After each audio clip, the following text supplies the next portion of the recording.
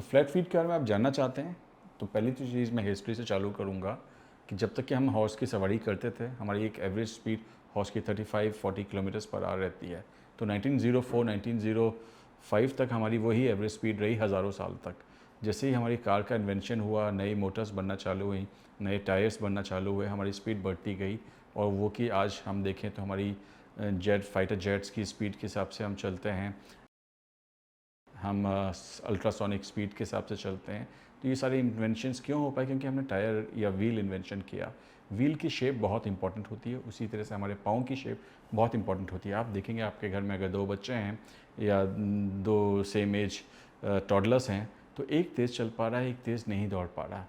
तो आप उसके पाँव की तरफ अगर ध्यान देंगे तो शेप बहुत इंपॉर्टेंट होती है। हमारा पाँव भी साइक्लिक फॉर्म में चलता है। साइक्लिक फॉर्म का मतलब होता है कि पहले एड़ी आता है, फिर मिड फुट आता है और फिर पंजा आता है। तो आप ये पूरे पाँव का सारा हिस्सा वेट नहीं लेता है, इस पाँव का सिर्फ बीच का हिस्सा ही मिड फुट ही वेट लेता है। ये डिटरमाइन करता है कि कितने जल्दी आप आगे भाग पाएंगे या चल पाएंगे। अगर ये मिड फुट का कॉन्टैक्ट बहुत ज़्यादा हो जाता है तो आपकी स्लो स्पीड हो जाएगी। अगर पूरा फ्लैट हो जाता है, जिस तरह के फ्लैट फीट हम जानते हैं, तो उसकी स्पीड और कम हो जाएगी। तो इससे पहले हम एड़ी पे अपना वेट लेते हैं जो कि वेट बेयरिंग होता है, फिर मिड फुट आता है और पंजे से हम पुश ऑफ करते हैं। तो जिनके पाँव में डिसेंट आर्च होता है, जिसको हम 15 से 20% मिड फुट कॉन्टैक्ट बोलते हैं, उसी को हम नॉर्मल फीट बोलते हैं। जिसके आर्चेस बढ़ने लग जाते हैं या कम हो जाता है तो 3 कंडीशंस होती हैं जो कि हम इस पाँव में इस शेप्स में देख पा रहे हैं।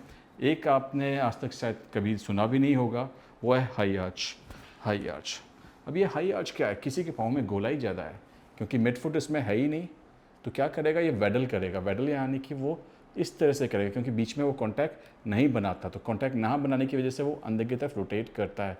इसको बोलते हैं इनस्टेबल आर्चेस, यानी कि दोनों पाँव कई लोगों के आप देखेंगे कि वो नॉक नीज नहीं है लेकिन उसके पाँव की शेप बचपन से ही कुछ इस तरह से होने लग जाती है। उसको हम बोलते हैं कि प्रोनेटेड नीज, या उनके हाई आर्च थे तो हाई आर्च की वजह से वो जब भी चलते हैं इस तरह से चलना चालू करते हैं। नॉर्मल ये होता है नॉर्मल आर्च, जिसमें आपसे 15 से 20% कॉन्टैक्ट होता है जो कि सिर्फ ग्राउंड से टच होते समय ही मिलता है, अदरवाइज़ नहीं मिलता। जिसके एंकल भी स्ट्रेट रहते हैं, उसकी लीनियरिटी भी स्ट्रेट रहती है। तो भी हम देखेंगे कि बहुत कम लोग हिस्ट्री में स्पीड के टर्म्स में, एजिलिटी के टर्म्स में मार्क कर पाए हैं, लेकिन पास्ट में ये सारी चीज़ें नहीं थी। अब क्योंकि हम फुट मैकेनिक्स बहुत अच्छे से पढ़ते हैं, जानते हैं क्या पार्ट एंकल का टच होना चाहिए, कितना टच होना चाहिए, ये सारी चीज़ें डिटरमाइन करती हैं कि कितने फास्ट आप दौड़ेंगे।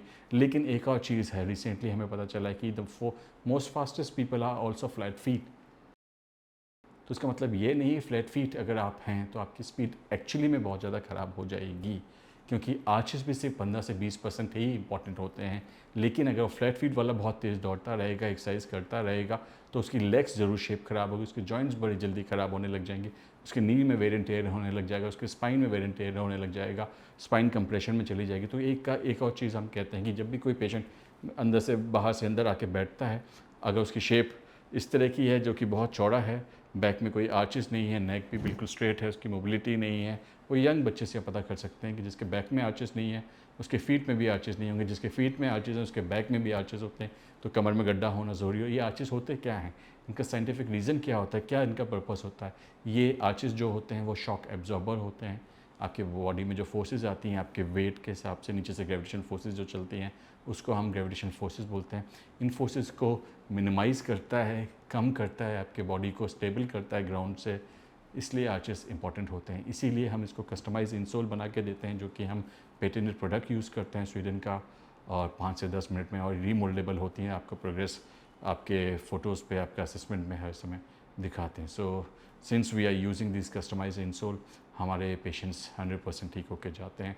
एंड वी रिकमेंड देम कि अगर आपके नी पेन भी है, आपके बैक पेन भी है, उनके पाँव में आर्चेस में प्रॉब्लम है, तो हम उनको कैल्शियम की दवाई नहीं देते, पेन किलर की दवाई नहीं देते, जबकि आर्चेस देते हैं। Thanks for watching us. जो भी सवाल हो आप ज़रूर पूछिए, और life has to keep changing, you know, life has to keep moving. You can't be sitting back home, you can't be taking medicine, you can't be just waiting for the pain to get better by itself. We are there to help you out. Thank you.